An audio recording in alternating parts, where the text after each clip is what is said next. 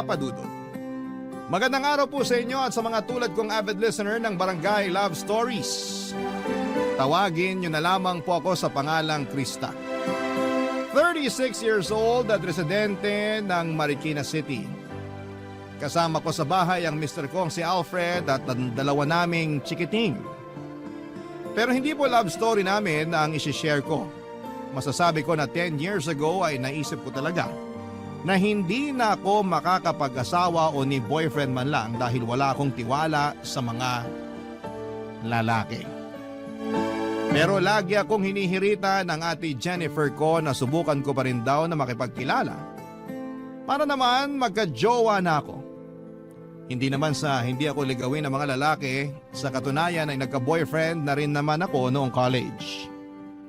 Kaso 2 years lamang kami dahil pinagpalit niya ako sa pinsan ko na mas maganda at sexy daw sa akin. Hindi naman ako pangit, may pagka-chubby lang pero hindi rin ako nag-effort makipag-agawan. Dahil para sa akin ay hindi ko deserve na magmakaawa sa taong winalang hiya ako. Kahit na hindi ako perpekto ay mataas ang respeto at pagpapahalaga ko sa aking sarili.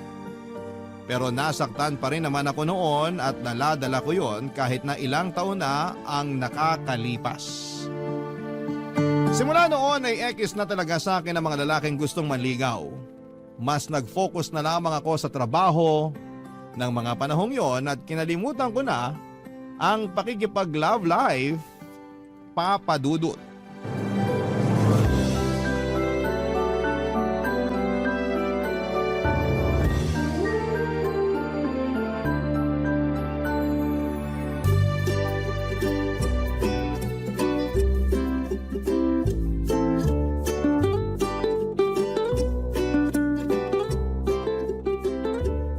Malapit na ako mag-31. Ibig sabihin sa susunod na taon, lagpas na ako sa kalendaryo. Bakit? Anong meron? Kasi hanggang ngayon, wala pa rin akong asawa. May paligsahan ba? Siyempre wala. Wala naman pala eh. Kumalma ka lang ate. Paano ako kakalma magta-31 na nga ako. Tapos wala pa rin akong asawa hanggang ngayon. Hindi naman requirement na mag-asawa ka na kung 31 ka na. Ay, hindi mo kasi naiintindihan, sis. Sige nga, ipaintindi mo sa akin. Ganito kasi yon. Paramihan sa mga kaedad ko, nagsisipag-asawa na. Meron nga may 2 o 3 anak na eh. Eh ako, ni boyfriend wala. Kaka-break mo lang, 'di ba? Yun nga, pero meron na uli akong kinakausap. Talaga? Oo. Ibang klase. Ikaw yung babaeng hindi nababakante. Sa bagay, masyado ka ring ligawin pero sana naman yung magiging boyfriend mo hindi na loko-loko katulad nung ex mo, pati nung nakarang ex mo. Sana nga. Kalma ka lang kasi.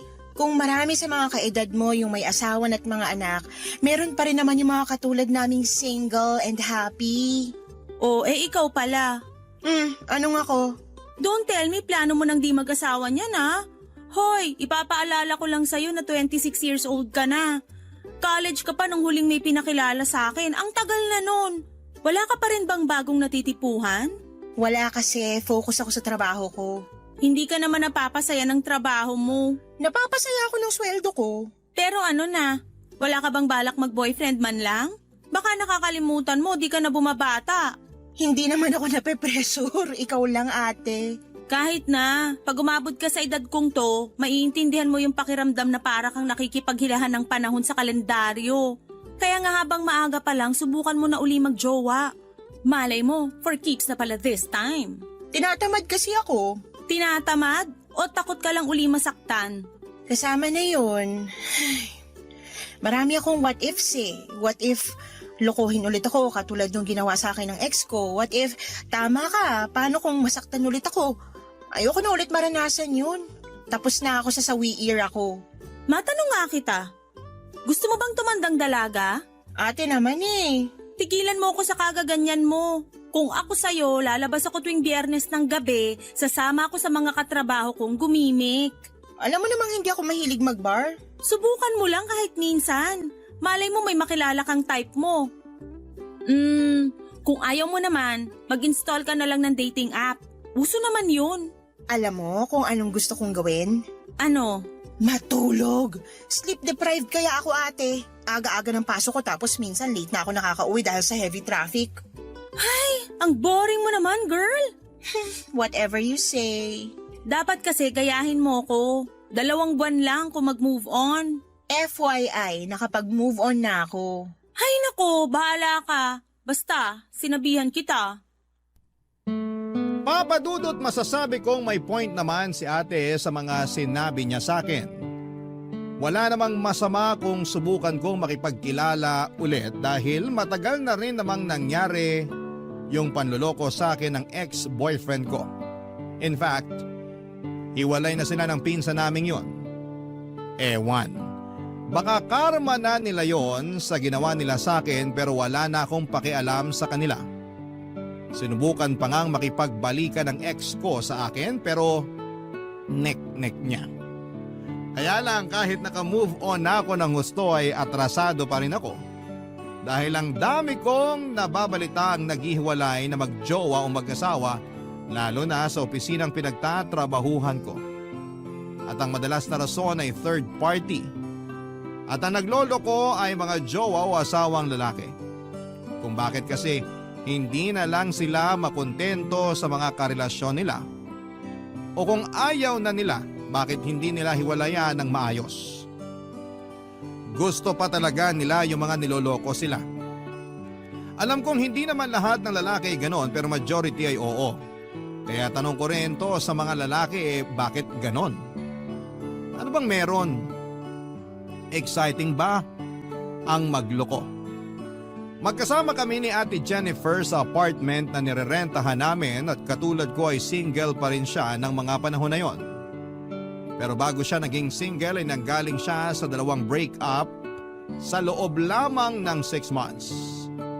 May naging boyfriend siya ng 1 buwan, nagloko kaya naghiwalay sila. Nag-move on siya for 2 months. May naging boyfriend ulit siya at nagloko na naman tapos nag-move on ulit siya for 2 months. Tapos may ka-talking stage na. Kung meron sigurong medalya para sa paramihan ng mga nagiging jowa ay pwede ko nang sabitan si Ate Jennifer. Sa bagay maganda kasi siya, sexy at makinis ang kanyang balat. Lapitin ang mga kalalakihan kasi walang taste pumili yung kapatid ko. Madali kasi siyang madala sa mga matatamis na salita kaya hindi na niya kinikilala ng mabuti yung lalaki. Katwiran niya, malapit na siyang lumagpas sa kalendaryo kaya kailangan na niyang makapag-asawa. Sa kabila ng lahat ay mahal ko ang ate ko dahil siya na lamang ang pamilyang meron ako. Maaga kasi kaming naulila sa mga magulang nung sabay namatay sa aksidente ang parents namin. Tumira kami sa bahay ng tiyahin namin sa mother side sa Montalban, Rizal. Pero hindi rin naging maayos ang pakikitungo nila sa amin. Kaya nag-decide si Ate Jennifer na huminto na lamang sa pag-aaral para magtrabaho. Nang nakaipon siya ay bumukod siya ng tirahan at kinuha niya ako. Bali nagrenta kami ng apartment sa Pasig habang nag-aaral ako. Malaki po ang utang na loob ko kay ate at masasabi kong mahal namin ang isa't isa. Kaya nga hindi rin ako nagkukulang sa pagpapaalala sa kanya na kilatisin ang mga lalaking manliligaw niya para maiwasang masaktan siya at lokohin.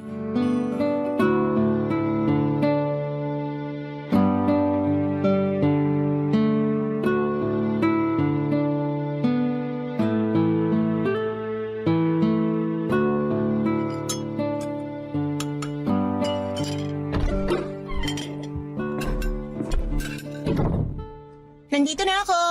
Oh, ang bilis mo naman, mahal. Sino ka? Ikaw, sino ka? Kapal na mukha mo. Para sabihin ko sa'yo, nakatira ako rito. Ikaw, sino ka? Nasaan Ako si... Ito. Uy, teka, bitawan mo yung hawak mong baseball bat. Naghahain lang ako, wag mo ako saktan. Masasaktan ka talaga sa akin kasi bigla-bigla ka nalang pumapasok dito sa pamamahay namin ng ate ko. Ate mo si Jennifer? Oo. May ginawa ka bang masama sa kanya? Sabihin mo, anong ginawa mo sa kanya? Wala akong ginagawang masama sa kanya. Hey! Hala, Krista! Ibaba mo nga yung hawak mo! Santisimang babae to! Ate! Oh my gosh, buhay ka, ate! Ha? Ano ba kasing akala mo? Akala ko may ginawang masama sa'yo yung lalaki na yan eh. Hindi ako masamang tao. nga sa apartment namin at nakikialam ng mga gamit namin. Teka, isa-isa lang ang tanong. Mahina ang kalaban. Kumalma nga muna tayo, okay? Upo muna tayo. Ayokong kumalma at ayokong umupo hanggat di ko nalalaman kung sino yung lalaki na yan, ate. Hindi mo kailangang sumigaw, naririnig kita. Sino ba kasi yan? Ikaw ba nagpapasok dyan? Oo, pasensya ka na kasi hindi ko agad nasabi sa'yo na may bisita ako. Siya si Resty, boyfriend ko. Boyfriend mo? Oo, pumunta siya rito kasi sabi ko ipapakilala ko na siya sa'yo. Ayan o, nag-effort pa nga siyang magluto kaso naubusan tayo ng soft drink sa ref. Kaya lumabas muna ako para bumili. Di ko naman alam kamuntik mo na siyang paluin ng baseball bat dyan. Eh sino ba naman kasi hindi matatakot? Eh hindi ko naman siya kilala. Sana kasi inabisuhan mo muna ako ng mas maaga na may bisita ka pala. Kaloka ka rin, ate. Sensya na, huwag ka na ma-high blood. Sige ka, baka sumakit batok mo. Ay nako. Pasensya ka na, Resty. Masyadong mainit tong kapatid ko. Sana di kanya natakot ha. Mabait naman yan. Nagulat lang talaga. Naku, wala yun. Cute nga sa mga babae yung ganun eh. Yung magugulatin. Anong sabi mo? Ang sabi ko, kumain na lang tayo. Baka lumamig tong hinaing ko, sayang naman. Baka kumunat, lalo na tong crispy pata. Bawal ka niyan, Krista. Baka lalo kang ma-high blood. Ewan ko sa'yo, ate. Kasalanan mo naman kung bakit eh. Aba, ako pa nasisi. Ay, pero sorry na kasi. Kumain na lang tayo, medyo nagugutom na rin ako. Ikaw ba, di ka pa gutom? Gutom na rin. Nalipasan na nga ako. Kayo na lang hinihintay ng mga pagkain dito sa mesa. Tara na. Papadudot, tandang-tanda ko pa kung gaano ako nainis kay ate ng mga panahong yon. Dahil hindi man lang niya ako inabisuhan na meron siyang bisita. Buti na lamang at hindi ko naihampas kay Resty yung baseball bat namin ni ate sa bahay na pang self-defense. Matapos nga ang komosyon at nang humupa na ang lahat ng emosyon ay nakikita ko naman na masaya si ate Jennifer sa newfound love life niya. Katulad na ulit siya noong dati na palaging nakangiti. Masaya ako kapag masaya ang kapatid ko dahil deserve naman niyang mahalin at alagaan ng isang lalaki. At kung nahanap na niya ang mga katangiang yon kay Resty ay ayos na rin yon sa akin. Kaya nga sinusuportahan ko na lamang siya sa relasyon nila hanggang sa may nalaman ako. Barangay Love Stories. Barangay Love Stories. Papadudod, sinabi sa akin ni ate Jennifer na hiwalay na raw si Resty sa misis niya. At nasa poder ng babae ang mga anak na sinusustentuhan na lamang niya.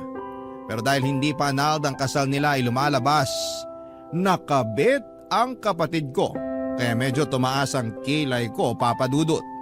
Pero tinikom ko na lamang ang bibig ko at hindi na nagsalita pa since tiwala ako sa sinabi ni ate na alam naman daw ng misis ni Resty na may karelasyon na siya. In fact, meron na ring jowa yung babae ng mga panahong yon. Lumipas pa ang ilang mga linggo at napansin kong dumalas ang pag-uwi ni Resty sa apartment namin. Bagay na nung unay wala namang kaso sa akin pero nang tumagal ay medyo nainis na ako. Ang siste, sa amin na siya umuuwi mula sa shop na pinagtatrabahuhan niya bilang aircon technician. At ang hindi ko lang gusto ay yung pakiramdam na nawawala na ako ng privacy sa sarili naming pamamahay. 2 lamang ang kwarto na nirerentahan namin. Sa akin yung isa pero maliit lang yon. Kaya sa sana ako tumatambay kapag nasa apartment ako. Kaya lang dahil kasama na namin si Resty, madalas silang nasa sala ng ate ko para manood ng TV at mag-bonding. Ayoko namang makisali sa kanila kasi moment nila yon, kaya nagkukulong na lamang ako sa kwarto habang nagsiselfone hanggang sa makatulog. Pero aminado kong nami-miss ko na rin yung dati naming bonding ng ate ko, Papa Dudut.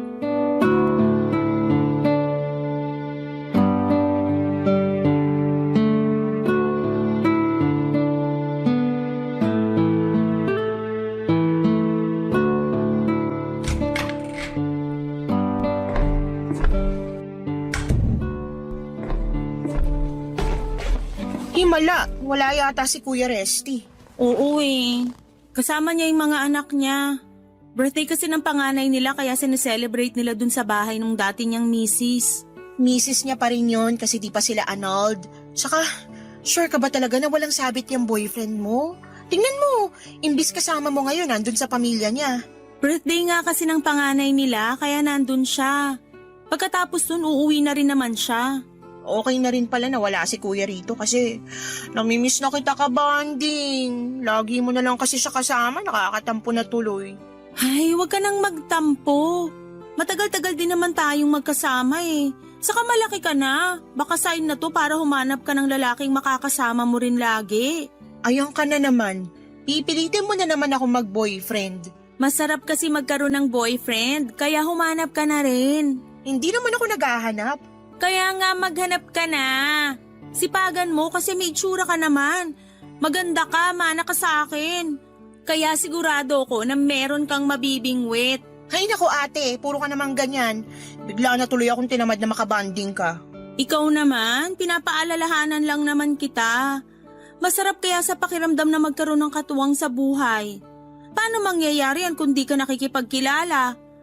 Huwag ka na kasi matakot. Alisin mo na yung mga what if sa isip mo dahil di lahat ng lalaki katulad ng ex-boyfriend mo. Sa bagay, may point ka rin naman. Masyado ko kasing hinusgahan lahat ng kalalakihan na katulad ng ex-boyfriend ko o ng mga ex mo na manlolokot manggagamit. Basta ako, iniisip ko na lang na kaya kami di nagkatuluyan ng mga ex ko kasi paraan yun ni Lord para ilayo ako sa mga manlolokong katulad nila. Kaya mabilis ako nakaka-move on kasi ayos na rin sa akin. Kung hindi kami nagkahiwalay, di ko makikilala yung Kuya Resty mo. Talagang in love ka sa kanya, no? Oo naman. Para sa akin, siya na yung lalaking gusto kong makasama habang buhay. Ganon kadaling naisip mo yan, wala pa nga isang buwan simula nung maging kayo. Kailangan pa bang mag-isang buwan kami para masabi kong siya na, yung the one for me? Oo naman. Ayan ka na naman sa ugali mong hindi kinikilatis mabuti yung nakakarelasyon tapos sa huli, iiyak-iyak ka eh. Ano pa bang klaseng pagkilatis gusto mong gawin ko kay Resty nung una pa lang naman naging honest na siya sa akin.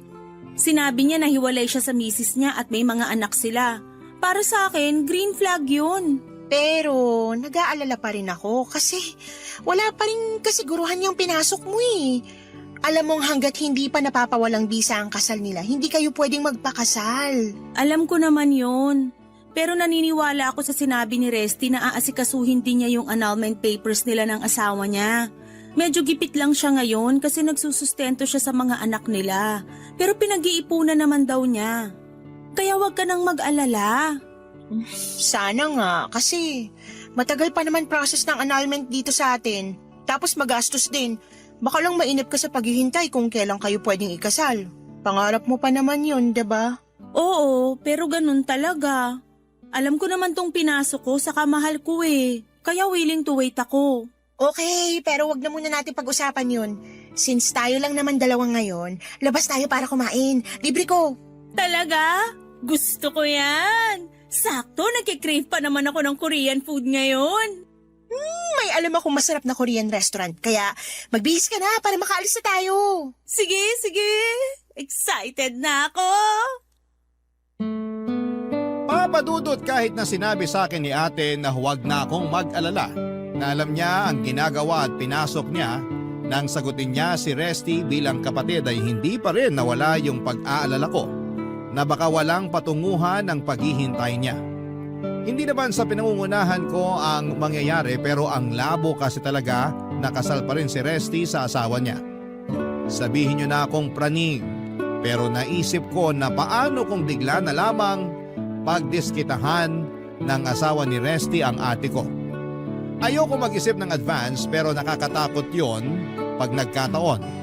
Kaya nga hindi na ako nagdalawang isip pa na sabihin yon kay ate Jennifer. Bagay na na-appreciate naman niya at pinagpasalamat sa akin. Pero sa huli pinaalalahanan ulit niya ako na huwag nang masyadong mag-alala.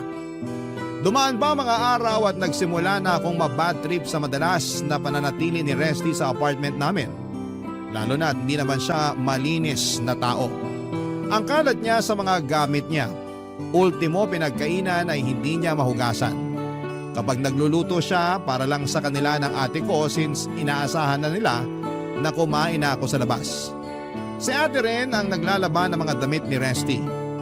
Sa isip ko ang kapal naman ang mukha ng lalaking yon. Parang nakahanap siya ng instant labandera. Madalas okupado nila ang sala kaya pakiramdam ko ang liit na lamang ng space ko sa apartment namin. Lugi ako kasi nag-aambag ako ng pambayad samantalang siya ay wala talagang inaabot ni 5 duling. Ang alam ko ay meron naman siyang nirerentahang apartment din kaya bakit sa bahay namin siya nakikipagsiksikan. Nababanas na ako pero sinolo ko na lamang dahil baka makapagsalita ako ng hindi maganda. Pero sinusubukan talaga ng kapalaran ang pasensya ko.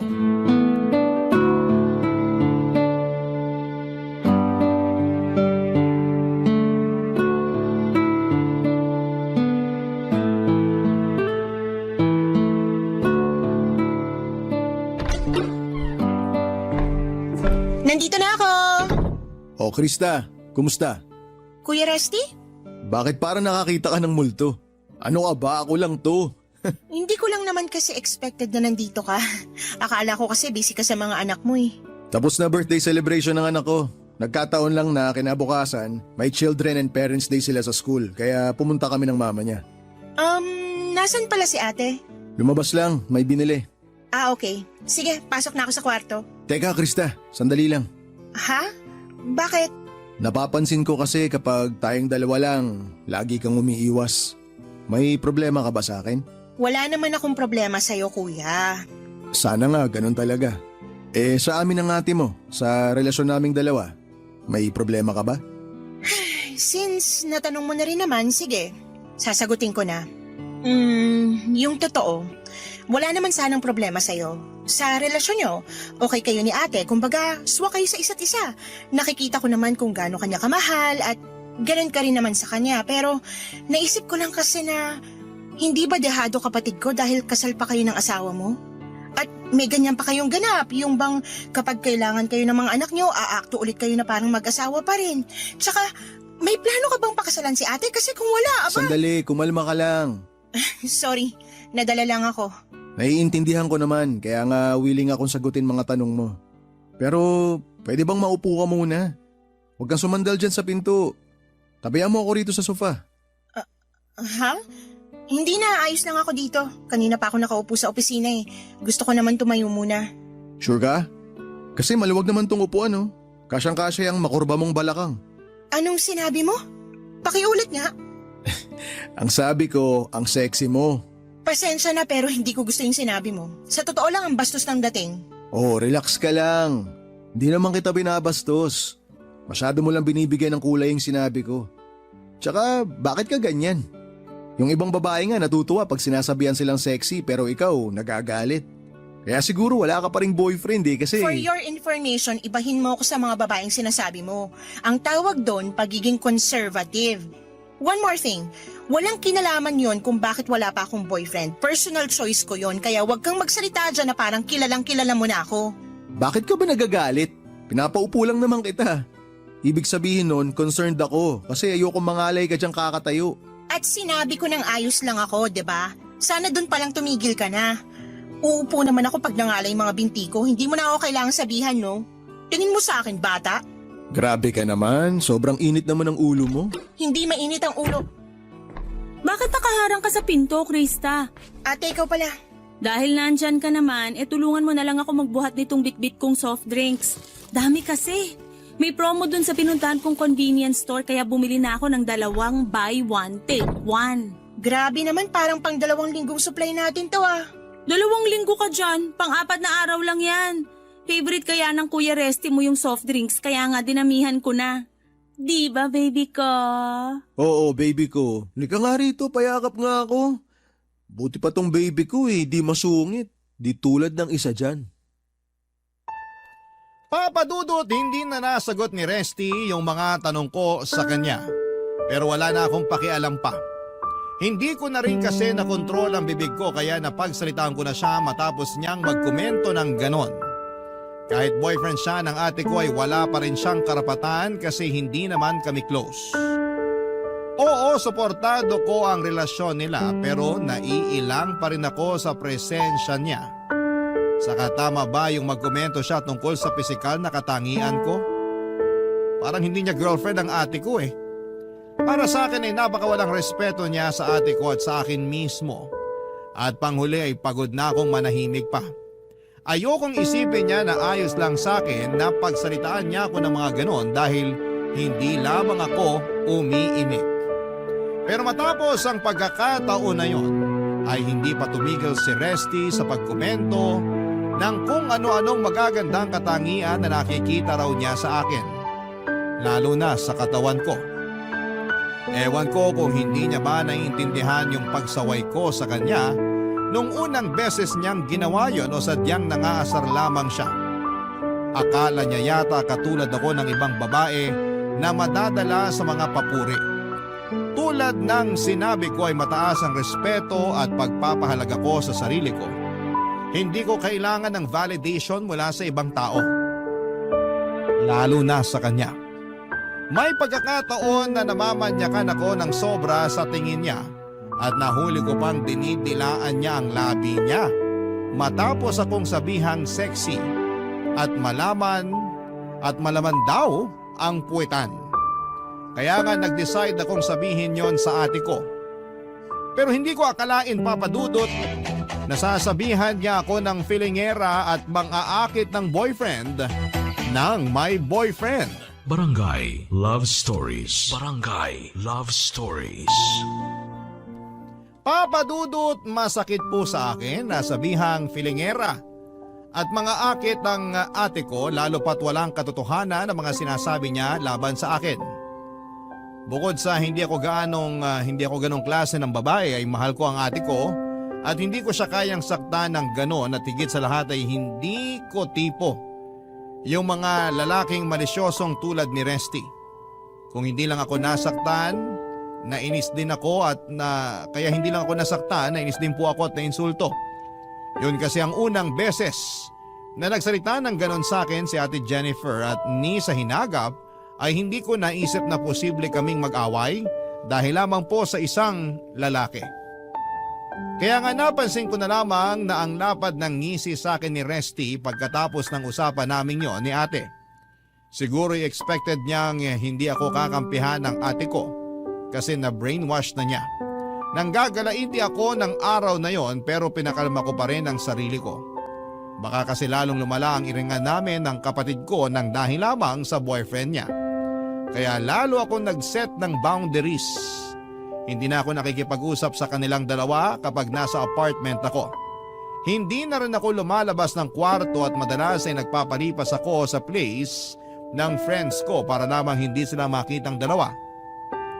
Pero isang gabi habang natutulog ako sa kwarto ng apartment namin, ay bigla na lamang akong nagising, Papa Dudut.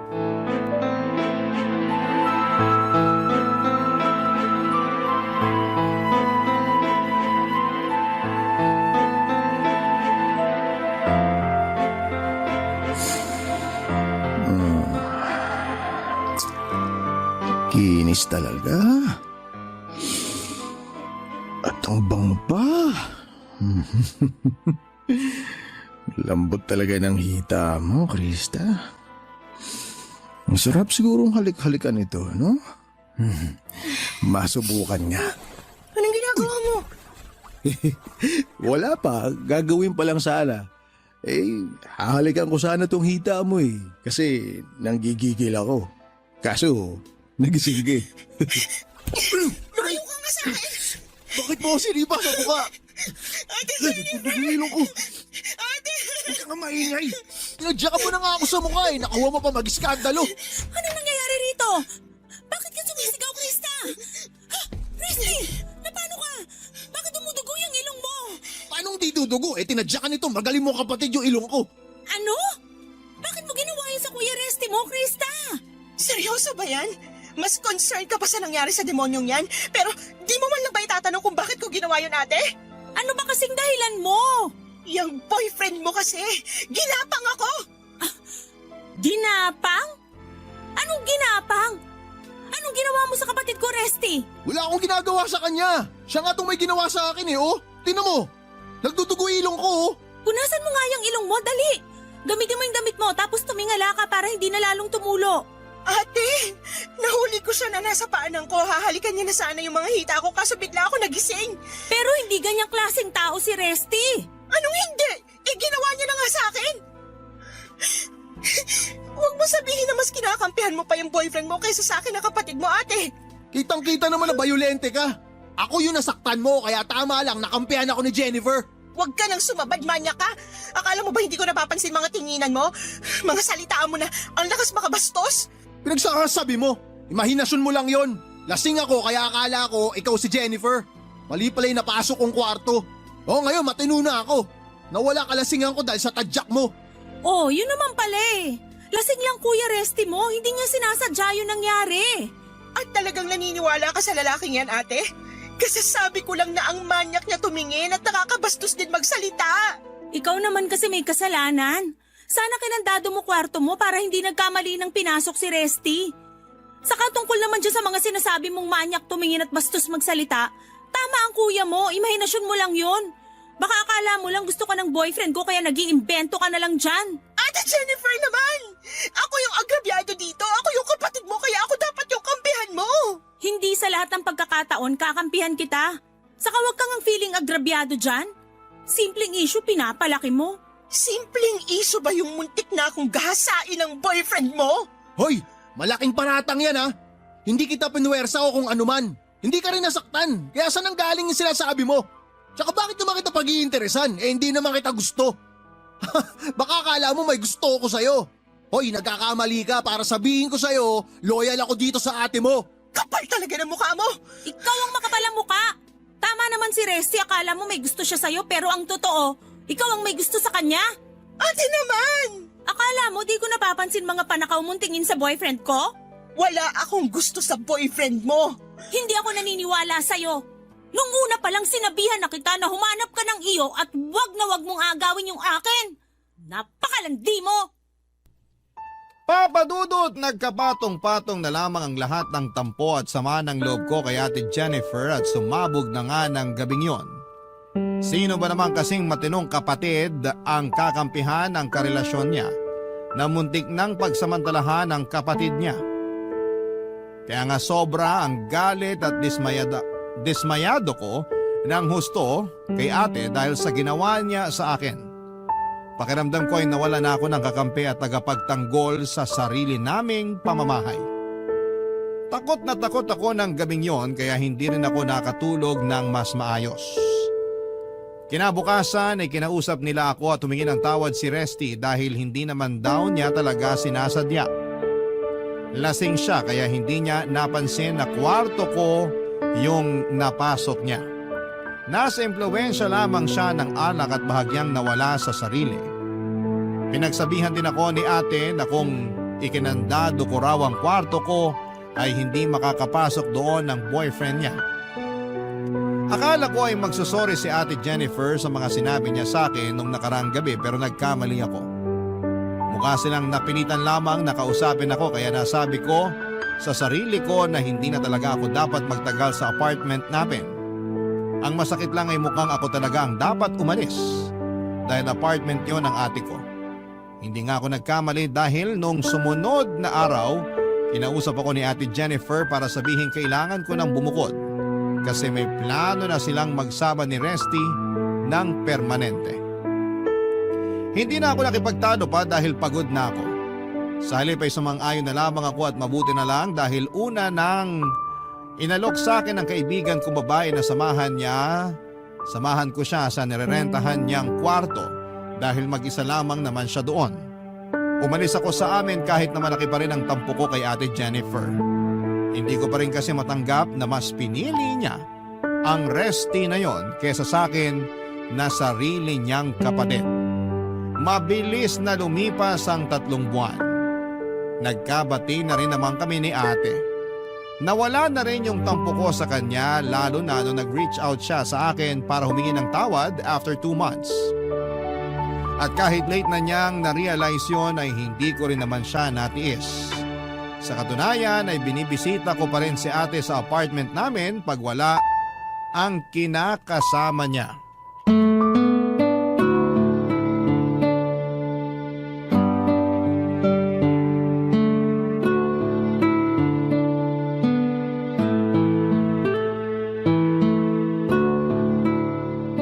Belated happy birthday, ate. Pasensya ka na kung hindi ako nakapunta sa actual birthday mo, ah. Busy kasi sa trabaho, eh. Okay lang naman. Ayoko ring makaabala sa'yo. Hindi ka naman abala. Saka, expected ko na masaya ka naman nung araw na yun kasi kasama mo si Kuya Resty. Yung totoo? Iyak lang ako ng iyak nung birthday ko. Ha? Bakit? Ano nangyari? Yung kuya mo kasi, nahuli kong nambababae. Ano? Ang kapal naman ng mukha niya. Sino yung babaeng yon? Kilala mo ba? Oo, syempre. Yung misis niya. Oh my gosh! Nabasa ko kasi usapan nila sa text message. Ang sweet nila tapos nagpaplano pa sila ng bakasyon kasama mga anak nila. Mukhang nagkabalikan na sila. Kaya nanlalamig na siya sa akin. Yan na nga bang sinasabi ko? Loko talaga yung boyfriend mo. Hindi ko na siya boyfriend. Nakipaghiwalay na ako sa kanya last night lang. Pinalayas ko na rin siya rito sa apartment ko kaya ako na lang uli mag-isa rito. Ganun ba? Pasensya ka na, ate. Nakakagulat pa rin kasi akala ko talaga wala na siyang feeling sa misis niya, eh. Tapos biglang meron pa pala. Akala ko rin eh. Pero nung kinumpronta ko siya, sabi niya sa akin na may mga na-realize daw siya. Di ko na inalam kung ano kasi baka sumakit lang ulo ko. For sure, sasabihin lang niya na mas mahal niya talaga asawa niya. Kaya gusto niya uli na magkabalikan sila. Eh, akala ko ba may jowa rin yung asawa niya? Nalaman daw niya na ginagamit lang nito yung lalaki para pagselosin siya. Ay, wow! Ang romantic naman. Kaya nga eh. Nakakabwisit, diba? Hindi lang nakakabwisit, nakakagigil din. Grabe ha, sarap suntukin sa mukha. Buti na lang talaga wala na siya rito sa apartment mo. Oo nga eh. Nalulungkot lang ako kasi mahal ko na siya. Tapos umasa ako na may future kami pero mukhang tama ka. Wala at hindi rin naman niya ako ganun kamahal. Ang mali ko lang masyado akong nabulag sa nararamdaman ko sa kanya. Mas pinili ko pa nga siya sa'yo na sarili kong kapatid eh. Sorry talaga, Krista.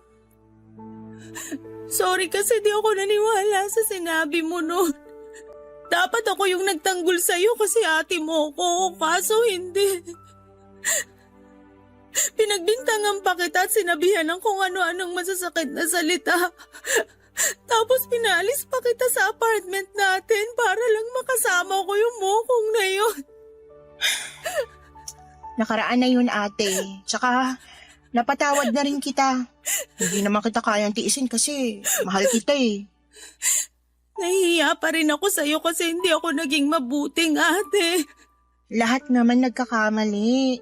Oo, nagalit ako sa'yo noon pero mas magaan pa rin sa loob ko yung patawarin ka. Sana lang, di na maulit yun sa mga susunod mo pang makakarelasyon kasi baka masabunutan talaga kita. Buti na lang talaga hindi ako ganun kamaldita nung gabing yun. Pero sana sinabunutan mo na lang ako para nagising ako sa kahibangan ko nung gabing yun.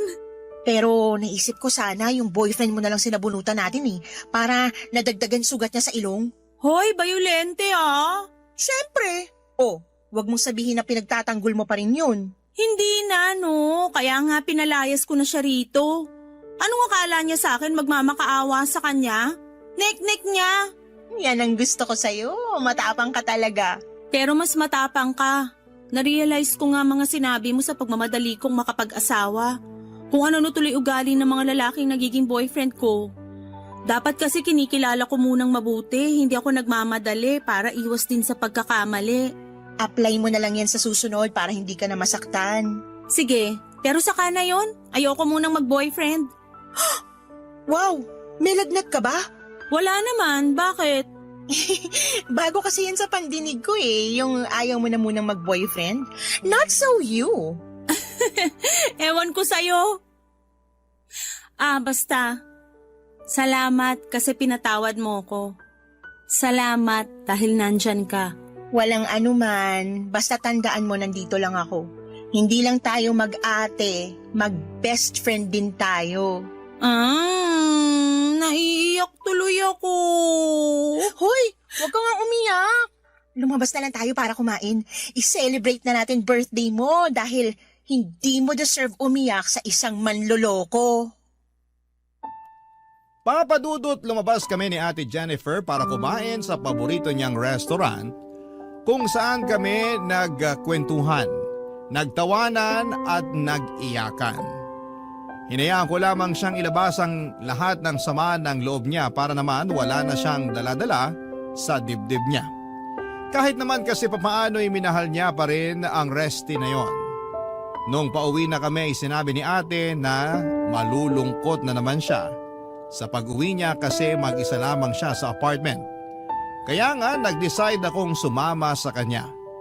Bago matulog ay nanood kami ng pelikulang nakakaiyak hanggang sa antukin kaming magkapatid. Hindi nagtagal ay bumalik ako sa apartment namin ng ate ko. Masaya ako kasi kahit papaano ay nakakapag-move on na ang ate ko mula sa hiwalayan nila ni Resty. Nakatulong din ang pagkuha niya ng short-term course tungkol sa pag-housekeeping dahil pangarap daw niyang makapagtrabaho sa hotel. Nabakante kasi si ate isang buwan bago sila maghiwalay ni Resty matapos magsarado ang pinagtatrabahuhan niyang restaurant.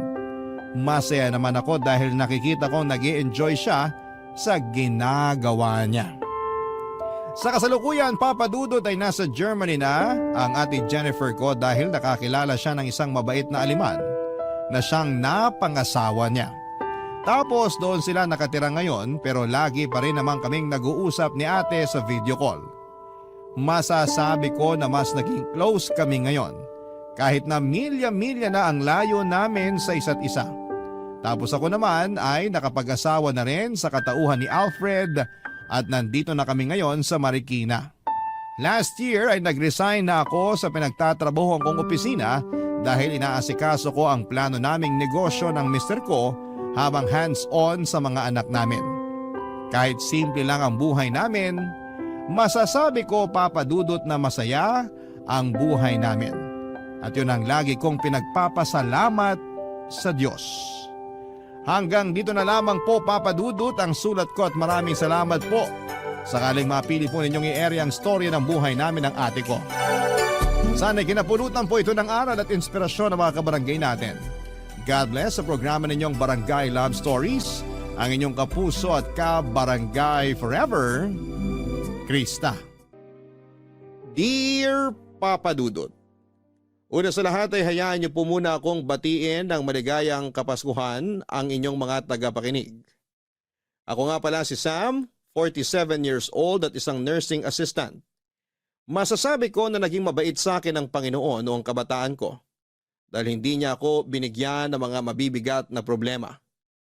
Lumaki ako na may kumpletong pamilya at komportableng buhay. Nabiyayaan ako ng mga tapat na kaibigan at nagkaroon ako ng maayos na edukasyon. Halos perpekto na ang buhay ko noon dahil pati sa love life ay sinuwerte ako. High school pa lamang ako noon nang nakilala ko ang asawa kong si Geneva. Fourth year high school ako noon samantalang first year high school naman si Geneva noong nagkakilala kaming dalawa. Magkatabi lang noon ang advisory rooms namin sa isang building kaya naman halos araw-araw ko siyang nakikita dati. Unang araw pa lamang ng pasukan ay nahumaling na agad ako sa kanya. Maganda si Geneva, Papa Dudut. Prime and proper siyang tignan. Malinis mula ulo hanggang paa, laging maayos ang buhok nito at walang gusot ang uniform niya at araw-araw na makintab ang kanyang sapatos. Niligawan ko siya, sinagot naman niya ako at isa kami sa mga couple sa school na kilala dahil swak na swak daw kami para sa isa't isa. Para kasing kwento sa mga palabas ang kwento namin. Varsity player ako samantalang school achiever naman si Geneva. Tumagal ang relasyon naming dalawa at isa yon sa mga naging highlight ng high school life ko. Kaso sa kasamaang palad ay naging magulo ang relasyon namin ni Geneva nung pumasok na ako sa college.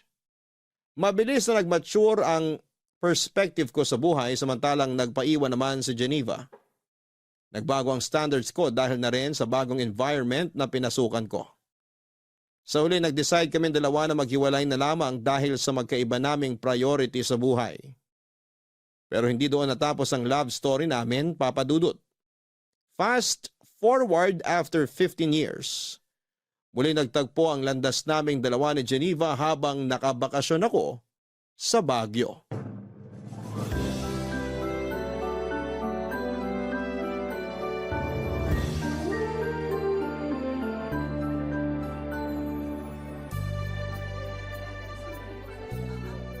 Excuse me, kuya. Pwede po ba magpakuha ng picture? Picture? Sure, sige. Teka, Geneva? Oh my gosh! Sam! Ako nga. Uy, kumusta ka na? Okay naman! Heto, office girl na. Grabe, long time no see ah. Tagal na rin pala, no? Nung uli tayong nagkita. Oo nga, high school pa ako nun eh. 10 years nang mahigit. Tama ba? 15 years to be exact. Ang galing! What are the odds na dito pa talaga tayo sa Baguio magkikita? Nakakatuwa nga eh. Kumusta ka na? Mabuti naman ako. Lisensyadong nurse na at gabi-gabing pagod. Ang galing! Saan ka nag-work ngayon? Sa public or private? Sa private ako, nursing assistant. I see. Sino naman kasama mo ngayon? Workmates, tsaka ilang kaibigan. Ikaw, mag-isa ka lang? Actually, kasama ko yung family ko nagbabakasyon. Kaso nasa Burnham Park sila ngayon eh. Gusto raw nilang mag-chill doon. Ako gusto ko mamasyal, kaya iniwan ko na lang sila. Nag-solo flight na lang ako kasi sayang yung oras.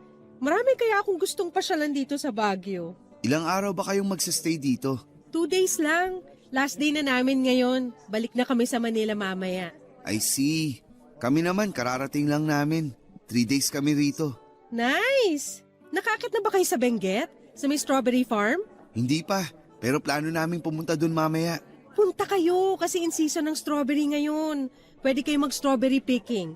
Mas mura kaysa sa mga naka-display. Galing kami dun kahapon. Sige, sasabihan ko yung mga kasama ko mamaya. Nasaan pala sila? Bakit mag-isa ka lang ngayon dito? Nandun sila, bumibili ng souvenirs. Nagpaiwan na ako rito kasi ang ganda ng view. Oo nga eh, napaka-peaceful no? Tama, nakaka-relax. Ito yung maganda sa Baguio eh. Ang sarap sigurong manirahan dito. Maganda yung klima, tapos maganda yung environment, ang daming puno. Di ba nga, isa to sa mga lugar na gusto mong puntahan noon? Oo, tapos after 15 years bago ko natupad yun. Wait, ngayon ka palang nakapunta rito sa Baguio? Oo, first time ko lang. Kaya nga sinusulit ko na eh. Mag-extend ka na lang kung gusto mo. Sama ka sa amin. Wag na uy, nakakahiya. Tsaka hindi ko kilala yung mga kasama mo, baka ma-OP pa ako. Isa pa may work na ako bukas. Sayang naman. Kung nalaman ko lang ng mas maaga na nandito ka pala, kanina pa dapat kita in-invite. Paano mo naman malalaman yun na ilang years na tayong walang contact simula nung maghiwalay tayo? Oo nga no, hindi tayo friends sa Facebook? Hindi. Naging busy na rin kasi tayo sa kanya-kanya nating buhay since then. Tsaka hindi pa uso Facebook noon. Tapos nung sumikat yung Facebook, nawala na yung connection natin. Pero maganda naman yung naging hiwalayan natin, di ba? I mean, pareho tayong nag-decide na di nag-workout yung relasyon natin. Kaya tayo naghiwalay. Oo, busy ka na masyado sa studies mo noon. Samantalang ako, bilang first time makaranas ng puppy love, kinulang sa atensyon. Sa huli, nag-decide tayong tapusin na lang yung relasyon natin kaysa pareho tayong mabaliw. Yeah, ganun na nga yung nangyari. Pero at least, in good terms pa rin tayo kahit papano. Hindi awkward surprisingly. Kaya nga eh, kumbaga, part na lang yun ng history natin. Totoo! So kung hindi ka busy, pa-picture naman ako. O sige, akin na. San ka ba? Dito banda, kunin mo yung view ha. Whole body ba? Ikaw nang bahala. May tiwala naman ako sa'yo. Basta click-click mo na lang tapos magpo-post na lang ako para marami akong pagpilian. Okay, sige. 1, 2, 3. Smile! Pagkatapos ng pagkikita namin yon ay hindi na nawala pa sa isipan ko si Geneva. Wala siyang pinagbago, prime and proper pa rin katulad nung una ko siyang nakita sa unang araw ng pasukan. Hindi ko alam kung bakit pero sa muling pagkikita namin ay parabang may nabuhay sa puso ko noong araw na yon. Pag-uwi sa hotel ay agad kong hinanap ang Facebook ni Geneva at doon ay inesto ko ang profile niya. Mangilan-ngilan lang ang pictures niya online. Karamihan ay puro mga shared posts tungkol sa libro, pusa at mga travel destination. Ang pag-i-stalk kong ginawa kay Geneva sa Facebook ay umabot hanggang sa magdamag dahil pati comments at ilang interactions nito ay binasa ko. At isang napansin ko, Papa Dudut. Mukhang hindi pa siya nagka-boyfriend simula noong nagkahiwalay kami. O baka hindi lang siya masyadong ma-post pagdating sa love life niya. Natuwa ako sa kalamang yon hanggang sa napaisip ako, Papa Dudut. What if magkaroon kami ng second chance? Habang iniisip yon ay aksidente akong nakapag-react sa isa sa mga picture nito from 5 years ago. Bigla akong nakaramdam ng hiya. Dahil kapag nag-notify yon kay Geneva ay malalaman niyang inisto ko ang account niya. Kaya bago pa man niya makita ang notification ay inunahan ko na siya. Dali-dali ko siyang in-add at saka nag-send ako ng message sa kanya. After 5 minutes ay inaccept niya ang friend request ko at nag-reply sa message ko. Pauwi na raw sila that time at sakto ang message ko dahil bored daw siya sa biyahe. Nang gabing yon ay nakapag-usap kami hanggang inabot kami ng umaga. Doon na po nagsimula ang reconnection naming dalawa ni Geneva. Pagkabalik ko sa Metro Manila ay hindi na ako nagpatumpik-tumpik pa at agad ko siyang in-invite para sa isang date, Papa Dudut.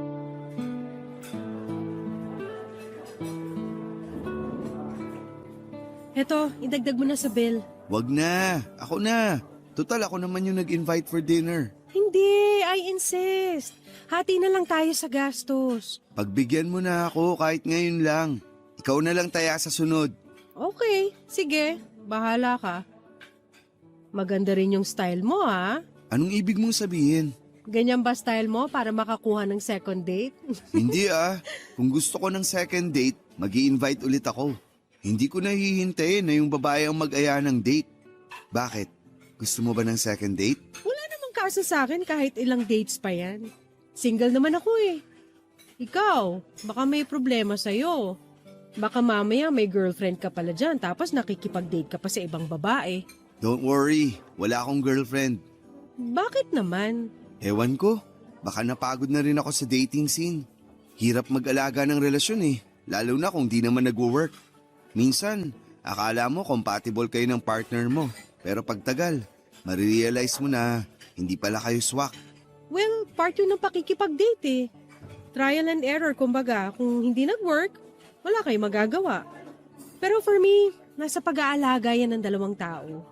Kung hindi nyo kayang alagaan yung relationship nyo, hindi talaga kayo mag-work.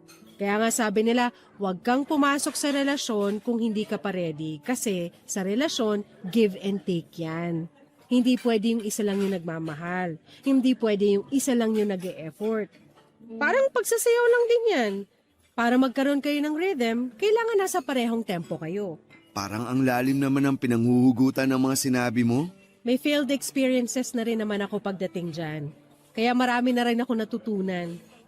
Heartbreaks make your heart stronger. Sabi nga nila, kailangan mo magkamali para matuto. Kailangan mo masaktan para sa susunod, mas magiging maingat ka na sa mga bagay-bagay. Totoo rin naman. Pero minsan, meron din namang mga pagkakamali na kaya pa ring ayusin di ba? Oo, lahat naman ng pagkakamali pwedeng ayusin. Katulad na lang nung nasa high school tayo. Marami tayong pagkakamali sa relasyon natin nun, kaya hindi nag-work. Bata pa kasi tayo noon. Hindi pa natin alam yung mga ginagawa natin. Pero pwede pa kaya natin yun ayusin? Ayusin? Ano pa nga ayusin natin dun? Matagal na yun. Hindi, I mean, may chance pa ba na, alam mo na, single ka, single ako. So, Nagpaparamdam ka ba ulit? pwede pa ba? Na-try natin ulit? Bakit naman hindi? Katulad nga ng sinabi mo, pareho tayong single. Basta ba itong gagawin natin, sigurado na. Hindi yung susubok tayo ulit tapos kapag hindi nag-work, titigil agad. Ganun yung nangyari sa atin nun eh. Iba na ngayon, Geneva. Nag-mature na tayo. Iba na ang tingin natin sa mundo. Siguro naman hindi na mauulit yung nangyari noon. Tignan natin. Huwag nating madaliin para wala nang pagkakamaling mangyari. Sige, agree naman ako sa sinabi mo. So, since pumayag kang ligawan kita ulit, paano ba yan? Mas mapapadalas na ang date natin. Walang problema sa akin basta share tayo sa gastos, okay lang. Bakit naman? Ayaw mong nililibre ka? Ayoko nung binibaby ako eh. Kaya ko naman ang sarili ko. Ayoko yung mindset na porket babae ako, kailangan ako yung inaalagaan. Wala dapat yan sa gender eh. Lalaki man o babae, dapat inaalagaan talaga. Gusto ko may fair treatment sa relasyon. Dapat na i-reciprocate lahat yung efforts. Wow! Hindi ko yan kakalimutan. Isa sa puso ko yung sinabi mo. Kaya sa susunod na date natin, ako naman magde-decide kung saan at kailan since ako ang magbabayad. Sure, ikaw bahala. Kung ano yung mga bagay na ayaw at gusto mo, sabihin mo lang sa akin. Huwag ka mag-alala. Mas vocal na ako ngayon kesa noon. Which is a good thing naman. Ano, tara na? Baka matraffic pa tayo sa daan. Sige, ihatid na kita. Thank you. Papadudot willing naman si Geneva na subukan ulit naming buhayin ang dating relasyon namin na hindi nagtagal dahil masyado pa kami mga bata noon. Pareho naman kaming single noong time na yon kaya wala naman sigurong masama kung bubuksan ulit namin ang mga puso namin para sa isa't isa. Sa loob ng 2 buwan ay niligawan ko si Geneva hanggang sa napasagot ko siya sa pangalawang pagkakataon. Maraming pinagkaiba ng naging relasyon namin noong time na yon kumpara noong bata pa lamang kami. Noong nasa high school pa lamang kami ay parang nangangapa pa si Geneva dahil first time lamang niyang magkaroon ng boyfriend. Ako naman dahil bata pa ay hindi rin ako gaanong nagseryoso pagdating sa pag-ibig. Pero that time noong nagkabalikan kami matapos ang mahabang panahon, ay di hamak na mas nag-mature na ang pagtingin namin sa mundo. Wala nang mga mababaw na misunderstanding at kapag nagkakaroon kami ng problema, ay mas malawak na ang pag-iisip at pangunawa naming dalawa. Papadudot si Geneva yung tipo ng tao na mabait sa mabait pero kayang-kaya rin niyang alagaan ng sarili niya. May sarili siyang prinsipyo at kaya niyang ipaglaban ang sarili niya nang hindi nang lalamang ng tao. Sobrang in love na in love ako sa kanya noon kaya hindi ko tuloy maisip kung bakit nagawa ko siyang hiwalayan. Noong mga bata pa lamang kami. Sa mga sumunod na taon ay naging maayos ang relasyon naming dalawa. Nabalance namin ang personal life at buhay pag-ibig. Sabi nila hindi kayang pagsabayin ang mga tawang karir at love life pero sa kaso naming dalawa ni Geneva ay nakaya naming gawin yon. Nasa tao lang talaga ito kung nasa maayos ba na lugar ang priorities nila sa buhay. Sabi ni Geneva, alam namin ang lugar namin, estado ng relasyon at ang mga goal namin sa buhay kaya kami nagtagal. At sa pagsasama namin yon ay nagkaroon ng blessing noong nagdalang tao si Geneva, Papadudot. Bago pa man ipanganak ni Geneva ang panganay namin ay naisipan naming magpakasal. Simpleng wedding lang ang naganap at tanging kamag-anak at close friends lang ang dumalo sa kasal. Naisip kasi namin Papadudot na mas magandang maging praktikal na lamang. Ang importante naman sa kasal ay ang pag-iisang dibdib namin ni Geneva at hindi ang mga damit o kung anumang marangyang pagkakagastusan. Sa halip kasi na sa kasal ubusin ang ipon namin ay mas magandang gastusin na lamang namin ito para sa mga pangangailangan ng baby namin. Baby boy ang ipinagkaloob sa aming anak na pinangalanan naming Joseph. Bilang bagong magulang ay mahirap ang naging adjustment namin ni Geneva. Wala kaming kaideya-ideya kung papaano ba bumuhay ng isang bata dahil hindi pa naman namin ito naranasan. Nahirapan man ay mabilis din naman naming natutunan kung paano ang maging magulang kay Joseph. Sa tulong na rin ng mga kakilala at mga nababasa namin sa internet. Noong first time ngang magkasakit ni Joseph ay halos hindi kami nakatulog ni Geneva dahil buong magdamag namin siyang binabantayan. Mabuti na lamang at may kaalaman ako sa medisina. Kahit papaano ay kaya kong bigyan ng karampatang first aid ang anak namin kapag nagkakaroon ito ng sakit. Pero dumating ang araw kung saan ay nagkaroon ng mataas na lagnat si Joseph. Dahil hindi naman namin malaman kung ano ang nararamdaman nito, ay minabuti naming dalhin na lamang sa ospital ang anak namin para masuri siya ng doktor Papa Dudut. Ilang oras pa kaya bago natin malaman kung ano yung sakit ni Joseph? Maya-maya lang, meron na silang findings. Malalaman ba talaga nila kung anong problema kahit x-ray lang yung kinuha? Actually, for confirmation lang minsan yung x-ray. Katulad sa pneumonia, kapag na-check na ng doktor yung bata based sa symptoms, may initial findings na sila. Magdadagdag lang sila ng iba pang tests para ma-confirm kung tama yung diagnosis nila. Pneumonia kaya yung sakit ni Joseph? Yun din ang hinala ko eh. Pero paano naman mahahawa si Joseph ng sakit kung hindi naman natin siya inilalabas? Nasa bahay lang kami lagi eh. Yan din ang palaisipan sa akin eh. Pero, naaalala mo pa ba last week nung nagpunta tayo kina mama at papa? Nung bumisita tayo sa bahay nyo? Oo, masyadong naaliw yung mga kamag-anak ko dun. Pinagpasapasa nila si baby. Pwedeng dun siya nahawa ng virus o bakterya. Grabe. Ganun ba kadaling mahawa ang bata? Akala ko ba malakas ang immune system ng mga baby? Malakas ang immune system nila, pero hindi pa rin natin maiiwasang mahawaan siya ng ibang tao. 3 kasi yan eh. Kapag pneumonia ang pinag-uusapan, pwedeng dahil sa virus, sa bacteria o fungal infection. Alin doon ang pinakamalala? Madali lang gamutin ang pneumonia, lalo na kapag nasa early stage pa lang. Kung dahil yan sa virus, gamot lang ang katapat niyan. Sana bumalik na yung doktor. Kanina pa ako nag-aalala eh. Nasa ospital na tayo. Sila na ang bahala kay baby. Magtiwala ka na lang sa kanila. Alam nila ginagawa nila. Ganito pala maging magulang, nakaka-stress. Ngayon, gets na natin kung bakit napaka-overprotective sa atin ng mga magulang natin noon. Oo nga eh. Akala ko noon, OA lang sila. Pero ngayong ako na mismo yung nasa lugar nila, overthink talaga ng malala. Tama nga yung sinasabi nila na gagawin ng magulang ang lahat para sa kapakanan ng kanilang anak. Tsaka lang talaga mababagong perspective mo kapag nagkaanak ka na mismo.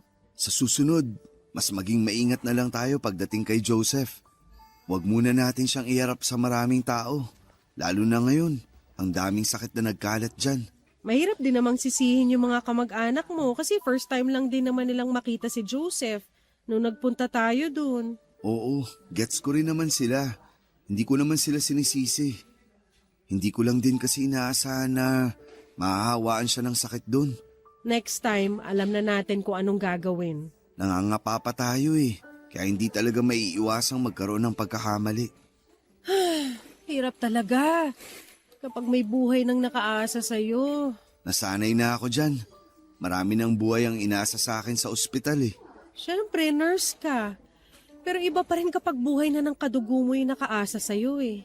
Sa inyo, okay lang kahit ano mangyari kasi hindi nyo naman kakilala yung mga inaalagaan yung pasyente. Hindi ganun yun. Hindi porket hindi namin kamag-anak yung mga pasyente namin, hindi na kami apektado. Apektado pa rin kami kasi syempre, tao pa rin yun eh. Tao rin kami. At kapag nagkakaroon kami ng pasyenteng hindi nakakasurvive, mabigat din yun sa dibdib. Pero proud ako sa profession mo. Kayo yung isa sa pinaka-importanting tao sa mundo ngayon dahil kumbaga kayo yung nagbibigay ng second chance sa mga tao lalo na kung life and death situation yung pinag-uusapan. Kaya nga ako pumasok sa medical field dahil dyan eh. Ano kayang update? Mako-confine kaya si Joseph? Tanungin mo na kaya, total kakilala mo naman yung doktor niya. Sige. Ikaw na muna magbantay kay Joseph. Makikibalita lang ako sa labas. Okay, sige.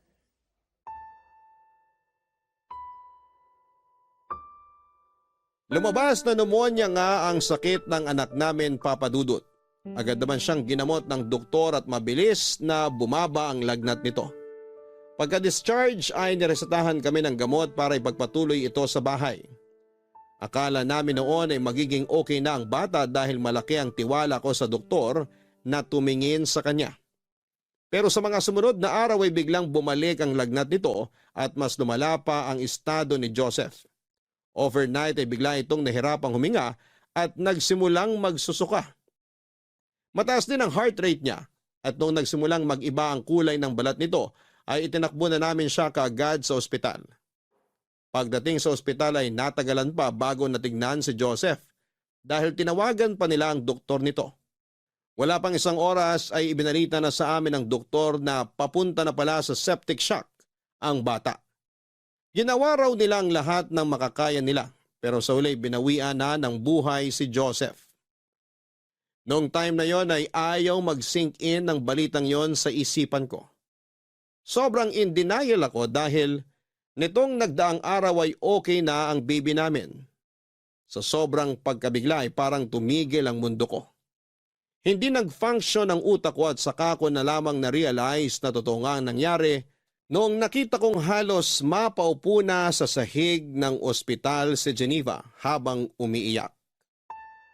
Papadudot 8-month-old lang si Joseph noon at nangyari ang pagkamatay niya 3 araw bago magpasko.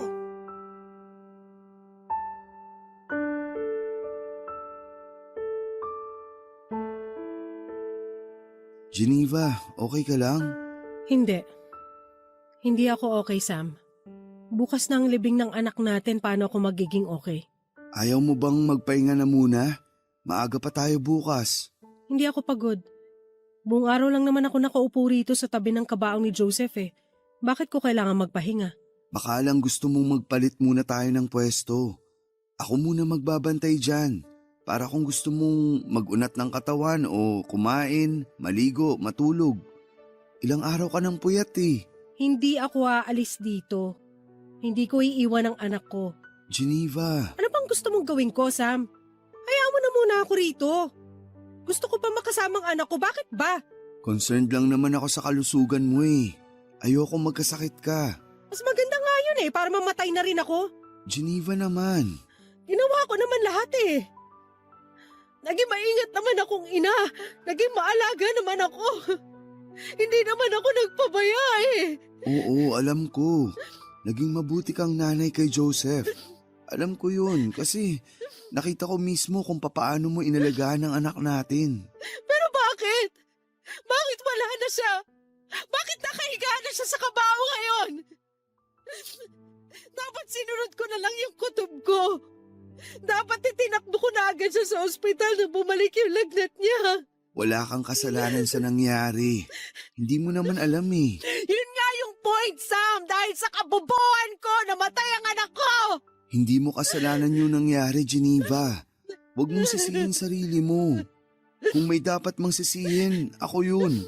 Ako yung nurse. Inaral ko yung mga bagay na yan. Tapos, ako yung walang nagawa. Ang hirap lang tanggapin. Alam ko, pero kailangan nating maging matatag. Hayaan mo muna ako magluksa. Hayaan mo muna ako maging mahina dahil sa ngayon wala pa ako sa lugar para maging matapang. Hindi ko patanggap. Hindi ko patanggap na wala ng anak natin. Hindi naman bawal maging mahina eh. Pero hindi rin maganda na pinapabayaan mo yung sarili mo dahil sa nangyari. Geneva, ayokong makita ka nagkakaganito. Magluksa tayo pero alagaan din dapat natin mga sarili natin. Kaya mo bang gawin yun? Susubukan ko. Anong gusto mong kainin? Sabihin mo sa akin, ipagluluto kita. Kahit ano. Hindi gumagana ang isip ko ngayon. Ipagluluto kita ng pagkain pero kailangan mong ubusin yung lulutuin ko, okay? Maiwan muna kita. Magluluto lang ako. Sam, Ano yun? pwede bang humingi ng pabor? Anong pabor yun? Pwede bang i-extend muna natin yung buron ni Joseph? Hindi ba pwedeng makasama muna natin siya kahit hanggang sa bagong taon lang? Pero sabi nila mama, bawal daw yun eh. Hindi raw magandang salubungin ng bagong taon na may patay. Wala akong pakialam sa pamahiin na yan. Gusto ko pa makasama si Joseph ng mas mahabang panahon. Titingnan ko kung anong pwedeng gawin. Nakaschedule na rin kasi lahat eh. Please? Susubukan kong kontakin yung simbahan. Pati na rin tong chapel. Baka sakaling mapakiusapan ko sila. Salamat. Kakausapin ko sila. At kapag na-extend yung burol, mangako ka sa akin na matutulog at kakain ka on time, okay? Pangako. Okay, sige. Susubukan ko pero hindi ko maipapangako na mapagbibigyan tayo. Lalo na't busy na rin ang mga tao ngayon. Subukan mo lang, please. Huwag kang mag-alala. Gagawin ko ang lahat. Antayin mo ako rito. Dadalang kita ng pagkain mo.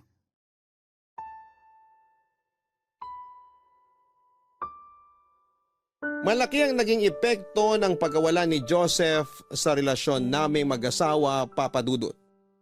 Para bang sa mga sumunod na buwan ay hindi na namin na-enjoy ang buhay. Noong nagbagong taon nga ay sa halip na mag-celebrate ay natulog na lamang kami ng maaga. Hindi kaya ng puso naming salubungin ang bagong taong wala na ang anak namin. Pakiramdam kasi namin ay parang wala kaming karapatang magsaya dahil napabayaan namin si Joseph. Mabuti na lang at noong oras na yon, na sobrang napanghihinaan kami ng loob ng asawa ko ay nandoon ang mga kamag-anak at kaibigan namin na naging sandalan at suporta namin sa aming pagluluksa. Sa mga sumunod na taon ay parang lagi nang may puwang sa buhay namin na hindi mapunan-punan. Hindi namin namamalaya na dahil sa nangyari ay unti-unti na naming napabayaan ni Geneva ang pagsasama namin. Ang bawat araw ay naging mabagal.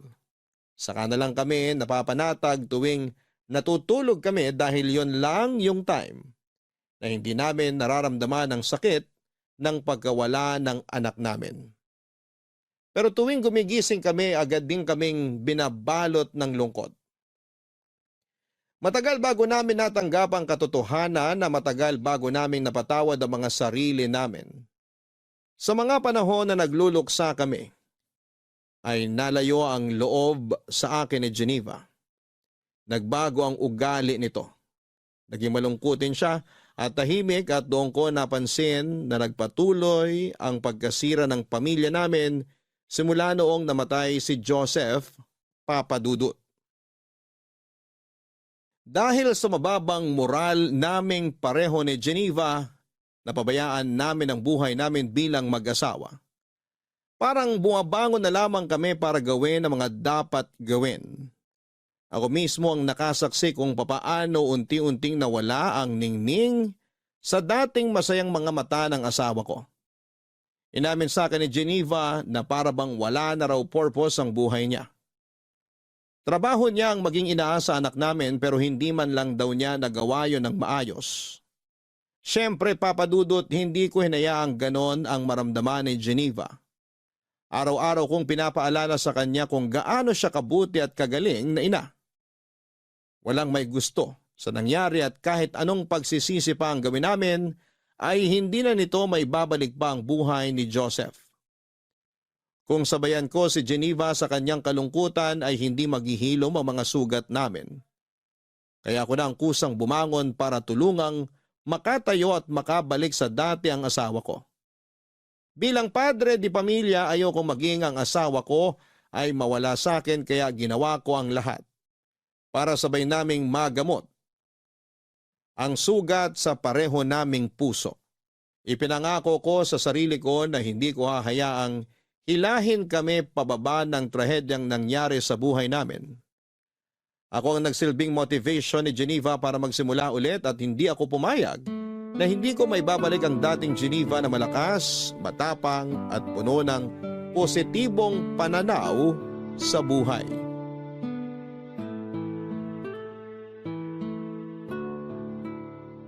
What if lumabas kaya tayo this weekend? Tagal na tayong di namamasyal eh. Marami akong trabaho dito sa bahay eh. Magliligpit pa ako ng gamit.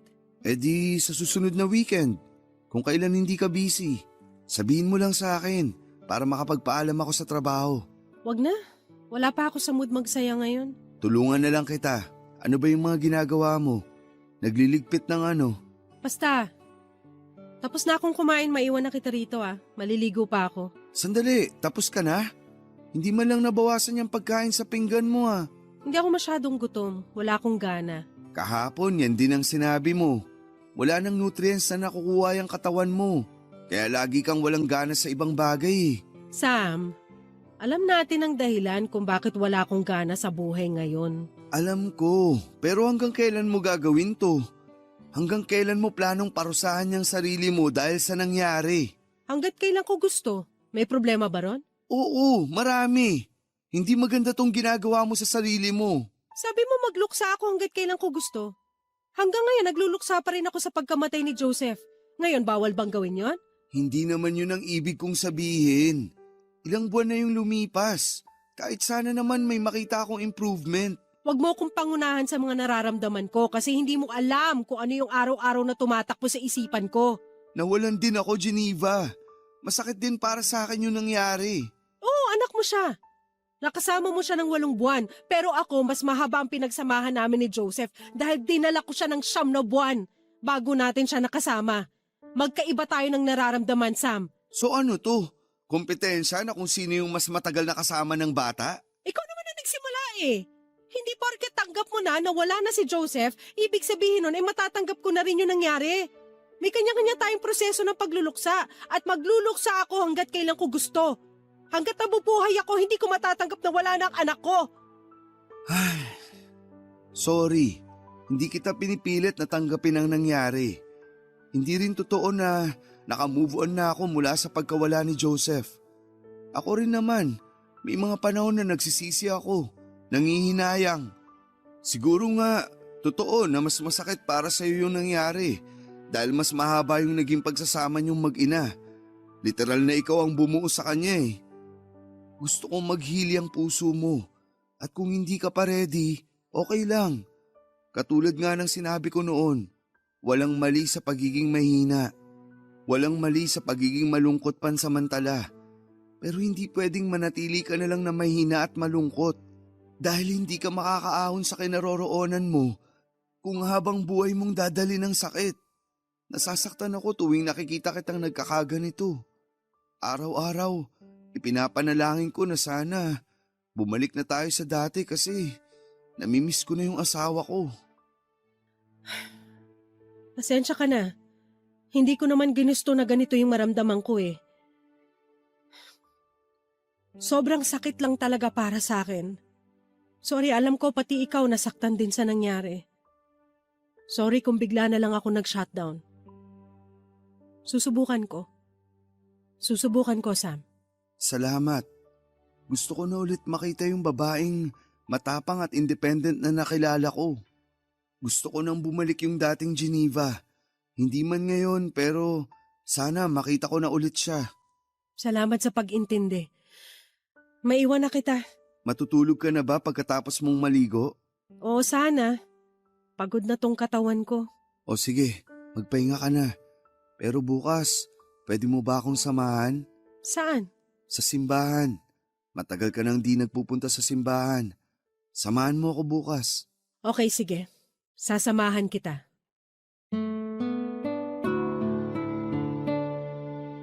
Ganun na nga po ang ginawa namin ni Geneva, Papa Dudut.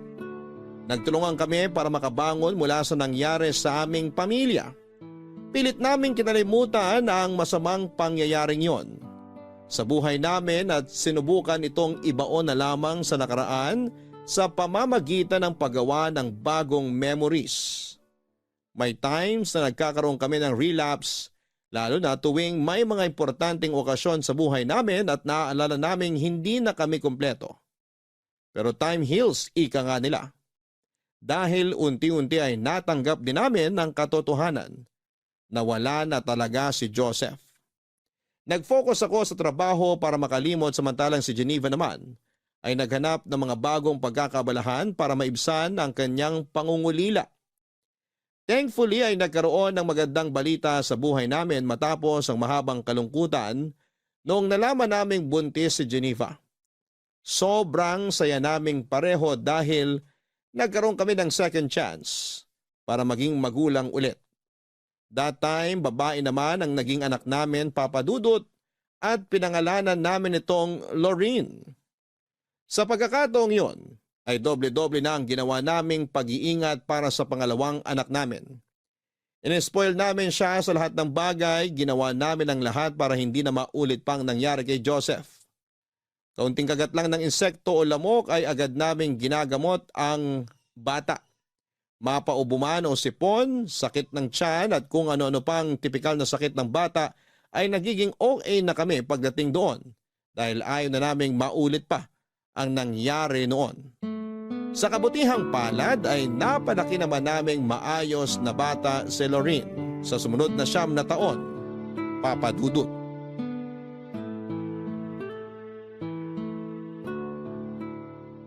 Salamat po. Keep the change na lang po. Oh, ayun na yung favorite mong puto bumbong. Salamat, Daddy! Isa lang po binili nyo. Wala po kayong binili para sa inyo ni Mami? Sa susunod na lang. Busog pa ang daddy mo eh. Ako naman pass muna kasi kumain na ako niyan kahapon. Ikaw hindi ka ba nagsasawa dyan? Araw-araw ka nang kumakain yan ah. Mamaya maging kakulay mo na yung puto bongbong. Sige ka. Never po ako magsasawa sa puto bongbong. Ito na po yung best food sa buong mundo. Ay sus, basta talaga simbang gabi. Automatic nang may kasamang puto bumbong no. Kaya nga mas maaga pa tong nagigising kaysa sa atin eh. Puto bongbong lang yata habol mo kaya ka nagsisimbang gabi. Hindi po. Siyempre, nagpupunta po ako sa church para mag-pray kay Jesus. Ano namang pinipray mo? Na ano po, sana po maging healthy kayong dalawa ni Mami. Ah, ang sweet naman ng baby ko.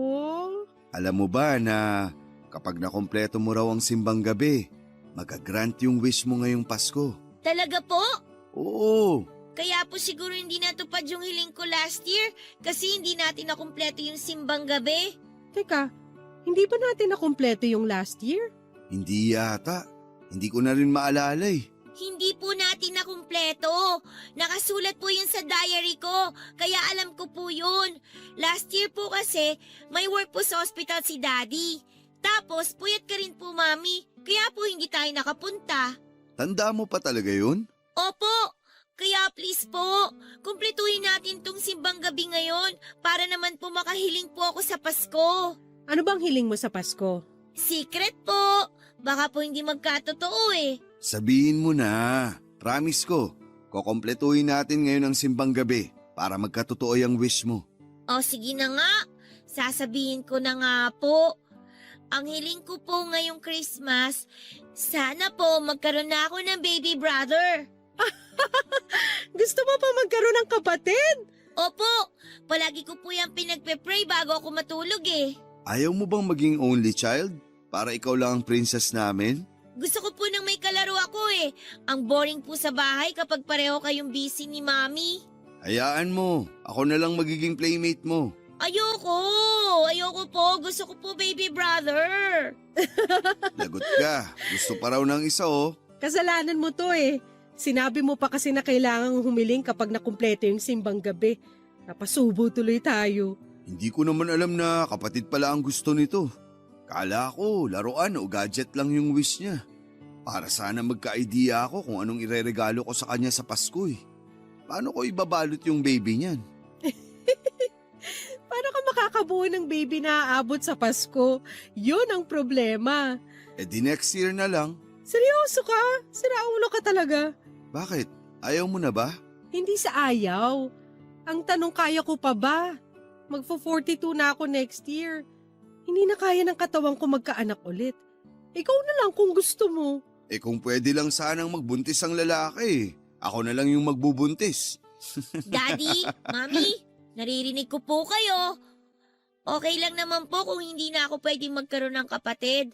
Bigyan niyo na lang po ako ng tablet. O ayan, narinig mo, humihirit. Tablet daw. Tignan natin kung makakapunta si Santa sa atin ngayong Pasko. Baka bigyan kanya ng tablet. Pwede rin pong papi para naman po meron akong kalaro. Mas maganda nga yun. Matagal ko na rin gusto magkaroon ng aso. O sige, mag-a-adapt tayo ng papi in one condition. Ano po yun? Need mong makumpleto ang simbang gabi, okay? Oo naman po! Wala pong problema yon. Basta ba hindi kayo masyadong busy ni Mami eh. Para po may kasama akong pumunta sa church. Yun naman pala eh. No problem yan. O siya, umuwi na tayo. May pasok pa ang daddy mo mamaya.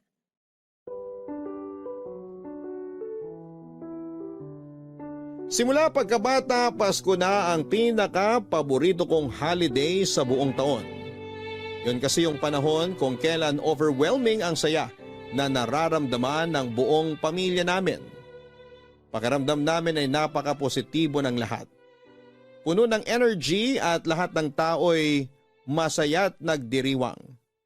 Taon-taon ay sinisiguro kong nagkakaroon ako ng time na makasama ang pamilya ko lalo na tuwing Noche Buena. Naging bonding time na namin bilang pamilya ang paghahanda ng pagkain at pagkakaroon ng family bonding habang nag-aantay na sumapit ang alas 12. Minsan nagmo-movie marathon kami. May pagkakataon naman na naglalaro kami ng board games. Every year ay sinisiguro naming mas enjoy ang bawat Pasko kesa sa nakaraang taon. Pagsapit ng Noche Buena, salo-salo kaming kumakain sa mga masasarap na handa at tuwing nangyayari yon, isang bakanting upuan ang inilalaan namin sa hapagkainan para sa anak naming si Joseph. Wala na siya sa buhay namin pero gusto namin ni Geneva na tuwing Pasko ay may espesyal na lugar ang panganay namin sa aming pamilya. Sa ganong pagkakataon ay nararamdaman namin na mas buo kami bilang pamilya. Gusto naming ipakita na kailanman ay hinding-hindi mawawala sa puso namin si Joseph.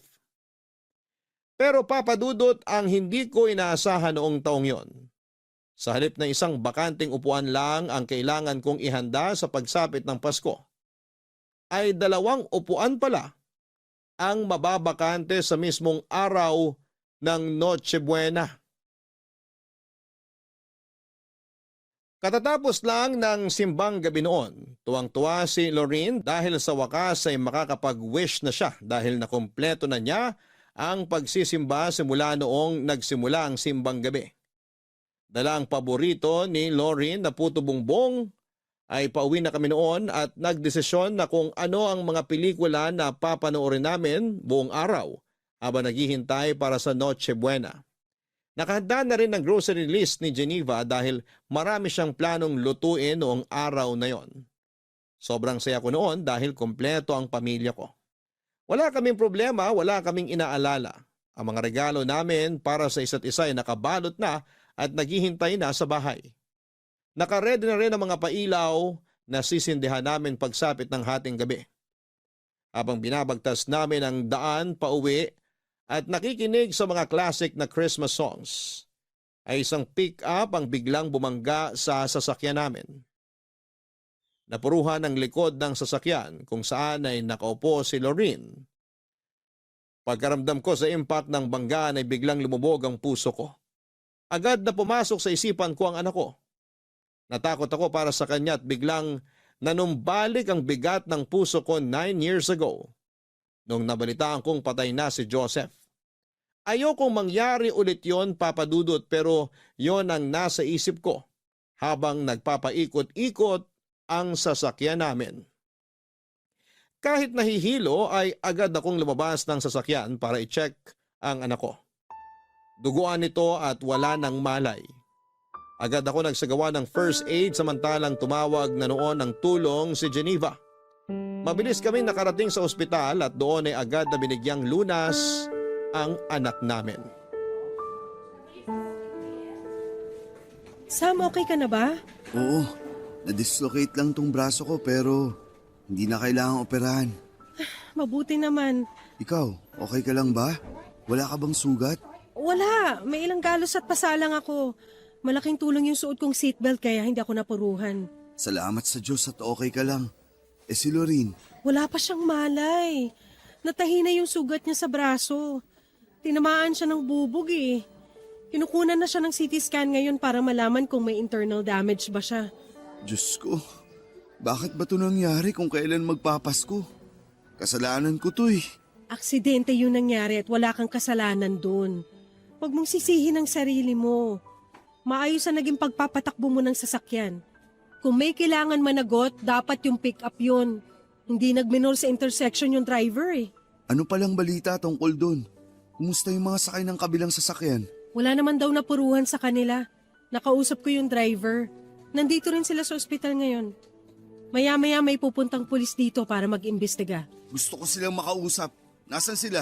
Sam, wag na. Pasko ngayon. Malala na tong nangyari sa atin kaya hayaan mo na lang muna sila. Paano ngayaan? Hanggang ngayon wala pang maalay ang anak natin dahil sa kanila. Nasira raw yung brake ng sasakyan nila. Nakausap ko na. Humihingi na sila ng tawad sa nangyari. Tutulong naman daw sila sa mga gastos natin dito sa ospital. Hindi nila tayo tatakbuhan. Dapat lang. Kapag may nangyari talaga kay Lorin, pananagutin ko sila. Walang mangyayaring masama kay Lorin. Magtiwala ka lang sa Diyos. Sabihan mo ako kapag nandito na yung mga pulis. Gusto ko magsampa ng kaso sa mga bumangga sa atin. Reckless driving yun. Sam, wag mo na munang isipin yan. Mag-focus na lang muna tayo kay Lorin. Hindi maganda na galit at sama ng loob yung nananaig sa emosyon natin ngayon. Ang kailangan natin, kumalma, okay? Huminahon ka muna. Dapat nasa bahay na tayo ngayon eh. Dapat nagpe-prepare na tayo para sa Noche Buena. Hindi dapat tayo nandito ngayon. Wala na tayong ibang magagawa kundi harapin kung ano man tong nangyayari sa atin ngayon. Kapag bumalik na si Lorin, pwede naman nating dalhin yung handa natin dito, di ba? Dito tayo mag-celebrate ng Pasko. Paano tayo makakapag-celebrate kung ganito ang estado natin ngayon? Kung gusto, may paraan. Pwedeng-pwede tayo mag-celebrate kahit ganito ang nangyari sa atin. Pero paano kung may Huwag masamang... mong isipin yan. Walang mangyayaring masama kay Lorin, okay? Makakaligtas siya. Hindi ko kakayanin, Geneva. Kapag mawalan na naman tayo ng anak. Huwag naman sana. Hindi na tayo mawawalan. Hindi ako papayag na mangyari ulit yon. Natuto na tayo sa nangyari dati, di ba? Gawin natin ang lahat para maligtas si Lorin. Magtiwala tayo sa mga gumagamot sa kanya at manalig tayo sa Diyos. Tsaka malaki raw yung naitulong ng first aid na ginawa mo sa kanya kanina eh. Napahinto mo agad yung pagdurugo ng sugat niya eh, kaya hindi siya gaanong nawalan ng dugo. Mabuti naman kung ganun. Natawagan mo na ba sina Mama at Papa?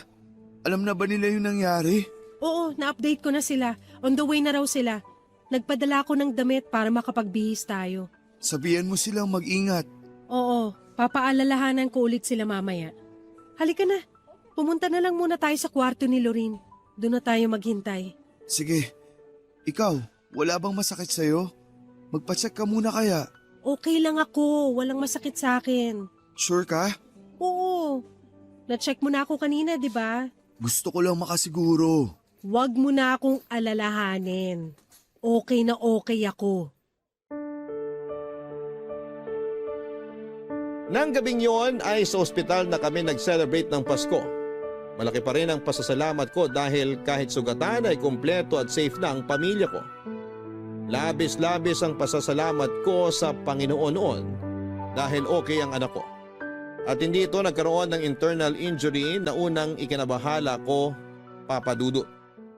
Akala ko talaga noon ay mawawalan na naman ako ng anak.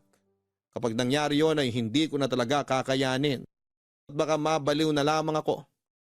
Habang nagpapahinga sa ospital ay bigla akong ginising ni Geneva kakatapos lang noon ng kasiyahan matapos mag-celebrate ng Pasko ang lahat. Mag-uumaga na noong sabihan ako ni Geneva na hindi maganda ang pakiramdam niya. Bigla na lang itong nagsusuka. Masakit daw ang ulo niya at nahihilo siya. Saka lang nag-sink in sa akin ang isang realisasyon. Sa sobrang pag-aalala ko kay Lorin ay hindi ko na na-check ang asawa ko pagkatapos ng aksidente. Wala din naman kasi siyang anumang matinding sugat na tinamo maliban sa mga pasa at galos. Sa katunayan ay siya pa ang nagbantay sa amin habang pareho kaming ginagamot ng mga doktor ni Lorin. Akala ko ay okay lang ang asawa ko. Pero noong nalaman kong may masama itong nararamdaman, ay agad akong nagpatawag ng nurse. Bago pa man sila makarating ay nawala na ng malay si Geneva at nag-seizure na siya, Papa Dudut. Agad siyang tinignan ng doktor at makaraan ng ilang oras ay dumating sa akin ang balitang wala na ang asawa ko. Nagkaroon daw siya ng internal bleeding sa utak at huli na ang lahat. Ayon sa doktor ay hindi siguro agad naramdaman ni Geneva na may dinadamdam siyang sakit dahil na rin sa adrenaline at sobrang pag-aalala para sa amin ng anak ko. Papadudot muling gumuho ang mundo ko ng araw na yon. Kung kailan Pasko ay muling nalagasan na naman ang pamilya namin, Papadudot. Simula noon ay nag-iba na ang tingin ko sa Pasko.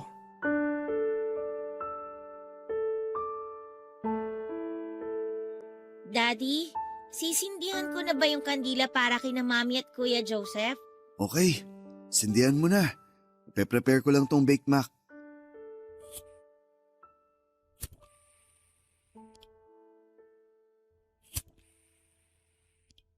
Ayan, nasindihan ko na. Wow! Ang bango naman itong kandila. Scented candle yan. Favorite scent yan ng mami mo. Lavender. Tapos ano naman po itong kay Kuya Joseph? Ano ba? Hindi ko na maalala eh. Ano bang nakalagay dyan? Sandali lang po, check ko. Baby powder po ang nakalagay eh. Ah, oo. Baby powder nga.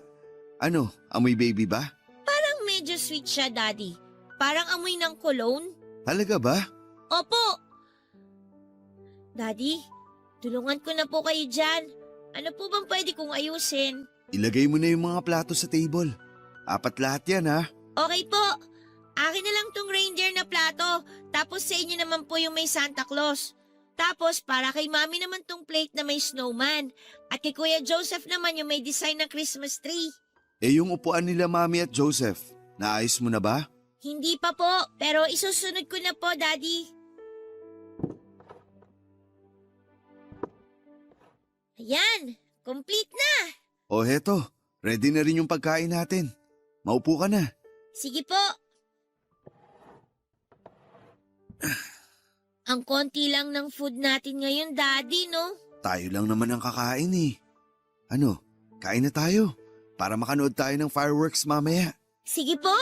Oh, pray muna tayo bago kumain. Sige po, Daddy. In the name of the Father, and of the Son, and of the Holy Spirit. Amen. Panginoong Diyos, maraming salamat po sa biyaya ng buhay at sa mga pagkaing ipinagkaloob ninyo sa amin. Sa gabing ito ng bisperas ng Pasko, kami po'y nagpapasalamat sa pagdiriwang ng pagdating ng aming tagapagligtas, si Jesus. Naway maging daan ang aming pagtitipon para magkaisa sa pagmamahal, pagkakaisa at pagpapatawad. Pagpalain po ninyo ang aming pagkain at ang bawat isa sa amin. Sa pagkakataong ito, inaalala rin po namin ang mga mahal naming pumanaw, lalo na po sa araw na to, sa anibersaryo ng pagpanaw ni Geneva at Joseph. Kami po'y nagdarasal para sa kanilang mga kaluluwa. Naway maramdaman nila ang iyong kapayapaan at pag-ibig sa kabilang buhay. Gabayan po ninyo kami sa patuloy na pag-alala at paggalang sa kanilang mga alaala. Lord, sana po maging happy ang Christmas ni na Mami at Kuya Joseph dyan sa langit. Nag-prepare po kami ng space para po sa kanila dito. Ang hiling ko po ngayong Pasko, sana po maging masaya na ulit si Daddy katulad ng dati. In Jesus' name we pray. Amen. Amen. Bakit naman yun ang winish mo para sa akin? Hindi ba ako happy? Parang hindi po kasi kayo happy eh. Happy naman ako kasi nandyan ka. Medyo malungkot lang kasi hindi tayo kompleto. Pero masaya ako ngayon. Daddy, miss niyo na po ba si Mami? Oo naman. Miss ko na ang mami mo. Sobra. Miss ko na yung taon-taon na panonood natin ng mga Christmas movie. Miss ko na yung mga luto niya. Miss ko na siyang yakapin. Ako rin po, miss ko na rin po si Mami. Ipag-pray na lang natin siya palagi na sana happy na siya sa heaven kasama ang Kuya Joseph mo. Sa tingin mo po ba, Daddy, nag-celebrate din kaya sila ng Christmas sa heaven? Oo naman. Sigurado akong magkasama sina Mami at Joseph doon ngayon. Nasa isang table din sila katulad ng ginagawa natin. Tapos may 2 upuan din sila doon para sa atin katulad dito na may 2 upuan din sila na naka-ready. Tapos sabay po tayo nagsa-celebrate at kumakain? Oo, parang gano'n na nga. Hindi man tayo magkakasama, pero parang kasama na rin natin silang nagse-celebrate.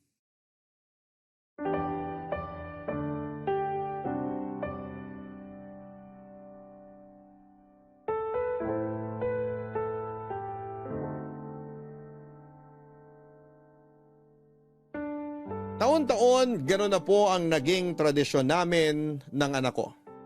Lagi kami naglalagay ng 2 bakanting upuan sa hapagkainan tuwing Pasko para maging buo ang pakiramdam naming mag-ama.